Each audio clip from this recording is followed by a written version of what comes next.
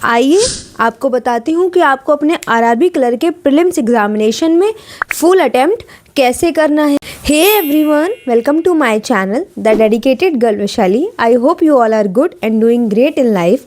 तो जैसे कि मैंने ये वीडियो में पूछा था कि किन बच्चों को आरआरबी क्लर्क की प्रीलिम्स अटेम्प्टिंग स्ट्रैटेजी चाहिए, तो काफ़ी सारे बच्चों ने डिमांड करी है कि उनको आरआरबी क्लर्क की प्रीलिम्स अटेम्प्टिंग स्ट्रैटेजी चाहिए सो दैट वो अपने एग्जाम में फुल अटेम्प्ट करें और फुल स्कोर भी करें।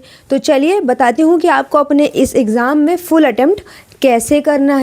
तो ये एक मॉक टेस्ट है जो कि मेरे एक फ्रेंड ने अटेम्प्ट करा हुआ है। तो इसी मॉक टेस्ट का रेफरेंस लेकर के मैं आपको बताने वाली हूँ कि आपको अपने आरआरबी क्लर्क प्रीलिम्स के एग्जामिनेशन में कैसे फुल अटेम्प्ट करना है। तो आपको अपने आरआरबी क्लर्क प्री के एग्जामिनेशन में मिलेंगे total 80 questions, 40 in reasoning and 40 in quants.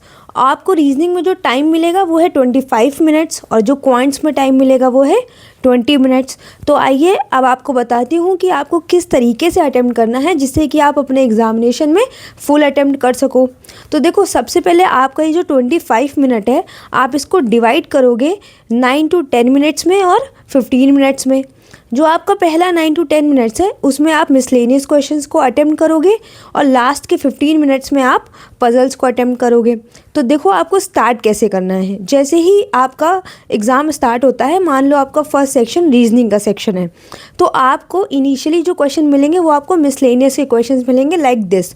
अगर आपको इनिशियली सिलॉक्स, inequality, alpha numeric series, blood relation, distance direction, order ranking और कोडिंग डिकोडिंग इनके क्वेश्चंस मिलेंगे तो इनको तुरंत अटेम्प्ट करते हुए चलना है, सीधे इनको अटेम्प्ट करो। अब जब आप इन क्वेश्चंस को अटेम्प्ट करोगे तो इन क्वेश्चंस के बीच में आपको ये पजल्स मिलेंगी। तो आपको क्या करना है, पजल्स को तुरंत अटेम्प्ट नहीं करना है, आपको पजल्स को नंबर दे करके साइड में लिख देना है।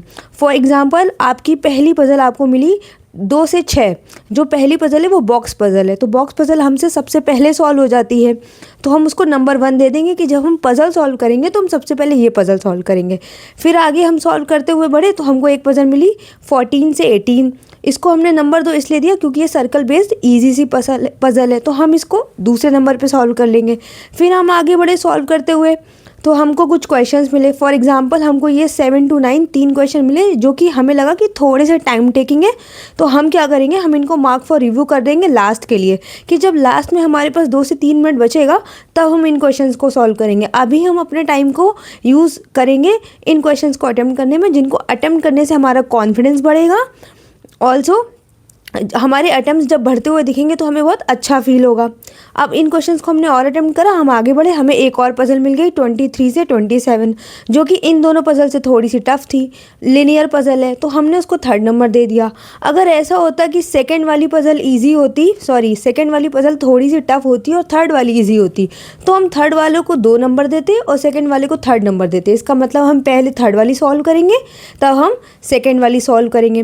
तो इस तरीके से आप रीजनिंग स्ट्रैटेजी बनाओगे। अच्छा, कुछ क्वेश्चन होते हैं जो वर्ड वाले क्वेश्चंस होते हैं, जैसे कि एक आपको वर्ड दे देगा और उसमें कहेगा कि इनको आप अल्फ़ाबेटिकल ऑर्डर में लगा लो, उसके बाद आप लेफ़्ट से काउंट कर लो कितने नंबर है, राइट से काउंट कर लो कितने नंबर हैं। तो इस तरीके के क्वेश्चंस को हम बोलते हैं वर्ड प्रॉब्लम, वर्ड क्वेश्चंस।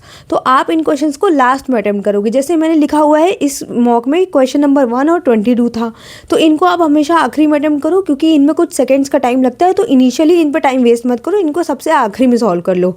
तो इस तरीके से आप अपना रीजनिंग का सेक्शन सॉल्व करोगे। कैसे कि हम मिसलेनियस क्वेश्चन करते हुए चलेंगे, बीच में हमें पजल मिलेगी, हम उनको लिख लेंगे।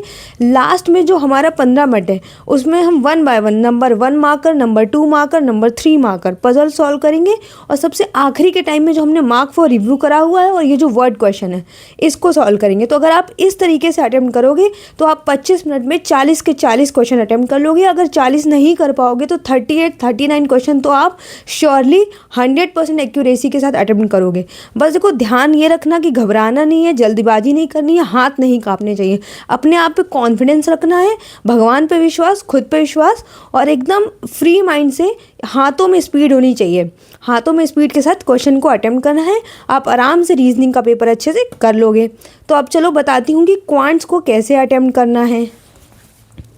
तो क्वांट्स में 20 मिनट्स में अराउंड 40 क्वेश्चंस अटेम्प्ट करने के लिए हम सेम अप्रोच को अपनाएंगे। हम 20 मिनट्स को 2 पार्ट्स में डिवाइड करेंगे, जिसमें कि हमारा फर्स्ट पार्ट है 10 to 12 मिनट्स। अब देखो इस पेपर में क्या होगा कि आपके जो मिसलेनियस क्वेश्चंस होंगे, जो वन लाइनर्स होंगे, वो ज़्यादा होंगे और डीआईज कम होंगी। तो हम ज़्यादा टाइम अलॉट करेंगे वन लाइनर्स को, तो हम 10 से 12 मिनट देंगे वन लाइनर्स को और बचे हुए 8 से 10 मिनट अलॉट करेंगे हम डीआई को।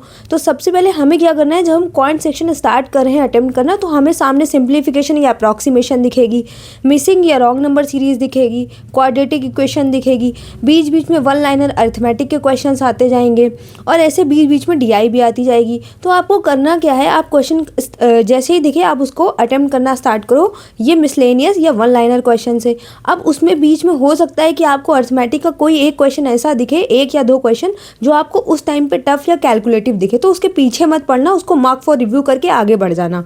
आप क्या करो, simplification, missing wrong number series, quadratic equation और वन लाइनर में जो अरिथमेटिक के इजी क्वेश्चंस है आप उनको सॉल्व करते हो चलो। बीच में आपको डीआई दिखेगी, जैसे हमें फर्स्ट डीआई दिखी 50 से 54 जो कि टेबल बेस्ड थी, और सेकंड डीआई दिखी 58 से 62 जो कि पाई बेस्ड थी।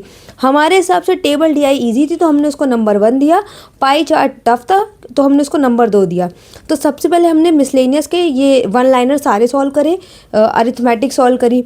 अब जब ये हमारा टाइम फ्रेम में सॉल्व हो गया तो हम सबसे पहले पहले डीआई पे आए, हमने उसको सॉल्व करा, दूसरे डीआई पे आए, उसको सॉल्व करा। सबसे आखिरी में उन क्वेश्चंस पे जाएंगे जिनको हमने मार्क फॉर रिव्यू करा हुआ था, जो कि अरिथमेटिक के या ये वन लाइनर्स के टफ क्वेश्चन थे या थोड़े से कैलकुलेटिव क्वेश्चन थे। देखो आरआरबी क्लर्क प्री के पेपर में टफ क्वेश्चन तो आएंगे ही नहीं, इसमें आराम से डुएबल क्वेश्चन आएंगे, क्योंकि इसका कट ऑफ इतना ही तभी जाता है कि आप ज़्यादा से ज़्यादा अटेम्प्ट कर सको। तो सबसे आखिरी में आप गए ये वाले क्वेश्चंस पे और आपने इन क्वेश्चंस को अटेम्प्ट कर लिया।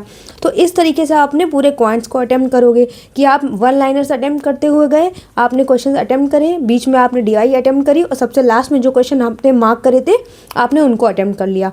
तो ये हो गई आपकी क्वांट्स की अटेम्प्टिंग स्ट्रैटेजी। तो इस तरीके से आप अपनी क्वांट्स को अटेम्प्ट करोगे। हाँ जी, तो जैसा कि मैंने अभी वीडियो में बताया, बिल्कुल इस तरीके से आप अपने रीजनिंग को और क्वांट सेक्शन को अटेम्प्ट करोगे और अच्छा स्कोर करोगे। देखो आपको करना क्या है कि आपको इसी स्ट्रैटेजी से 3 से 4 मॉक देके देखने हैं। देखो मैं अपनी तरफ से माफ़ी मांगती हूँ, मैं जानती हूँ कि ये वीडियो मैं बहुत लेट लेकर के आई हूँ, बट एक्चुअली मुझे क्या ये एक्सीडेंट हो गया था जिसकी वजह से मेरे पैर में चोट लग गई थी, जिसकी वजह से मैं 3 दिन तक कोई वीडियो नहीं बना पाई। बहुत ज़्यादा पेन था, प्रॉब्लम थी, तो इस वजह से लेट हो गया। देखो जिन लोगों का 7 को एग्ज़ाम है अभी भी बहुत लेट नहीं हुआ है, अगर वो लोग 3 से 4 मॉक भी इस स्ट्रैटेजी को यूज़ करके दे देंगे तो उनको ये स्ट्रैटेजी बहुत आराम से समझ में आ जाएगी और उनको खुद रियलाइज़ होगा कि वो ज़्यादा अटेम्प्ट कर पा रहे हैं और ज़्यादा स्कोर कर पा रहे हैं। तो अगर आपने 3 से 4 मॉक दे लिए तो आप फिर इसी स्ट्रैटेजी को अपने एग्ज़ाम में यूज़ करना और वहाँ पर भी ज़्यादा अटेम्प्ट करना। अब जिनका एग्ज़ाम 14-15 को है तो भाई उनके लिए तो बहुत टाइम है, उनको तो एकदम गोल्डन चांस मिल गया है। तो आप भी क्या करो, इसी स्ट्रैटेजी को अपनाओ। अब आप जितने भी मॉक्स दो इस तरीके से दो और इस तरीके से मॉक देके आपको रियलाइज़ हो जाएगा कि ये जो तरीका है ये आपके लिए यूज़फुल है या नहीं है। अगर यूज़फुल है तो आप एग्ज़ाम में भी इसी तरीके से अपने मॉक को अटेम्प्ट करना और अच्छा स्कोर करना। अगर नहीं है तो आप अभी तक जैसे करते हुए आ रहे थे वैसे ही अटेम्प्ट करो। बस आपका जो एम है वो है ज़्यादा से ज़्यादा अटेम्प्ट करना फुल एक्यूरेसी के साथ और ज़्यादा से ज़्यादा स्कोर करना। तो ठीक है, आप अटेम्प्ट करना स्टार्ट करिए, अपने एग्ज़ाम में अच्छा स्कोर करिए। All the